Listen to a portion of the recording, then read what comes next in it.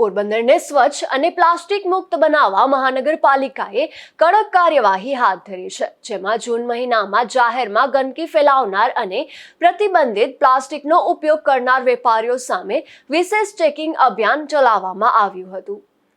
પોરબંદર મહાનગરપાલિકાના municipal commissioner Prajapati અને નાયબ મ્યુનિસિપલ કમિશનર ચતુર્વેદીના માર્ગદર્શન હેઠળ સેનિટેશન વિભાગ દ્વારા જૂન 2026 દરમિયાન વિશેષ ચેકિંગ અભિયાન હાથ ધરવામાં આવ્યું હતું, જેમાં સેનિટેશન ઓફિસર જગદીશ ઢાંકી અને વિવિધ વોર્ડના સેનિટરી સબ ઇન્સ્પેક્ટરોની ટીમે શહેરમાં વિવિધ વિસ્તારોમાં પ્રતિબંધિત પ્લાસ્ટિકના ઉપયોગ અને જાહેરમાં ગંદકી ફેલાવનારાઓ સામે કાર્યવાહી કરી હતી।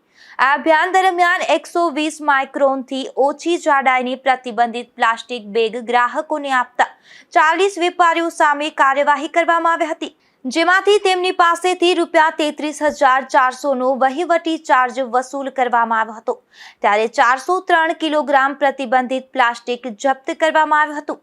આ ઉપરાંત જાહેર સ્થળોએ ગંદકી ફેલાવનારા તેમજ જાહેર જગ્યાએ ઘાસચારો વેચતા 36 વ્યક્તિઓ અને વેપારીઓ પાસેથી કુલ ₹20,000નો દંડ વસૂલવામાં આવ્યો હતો।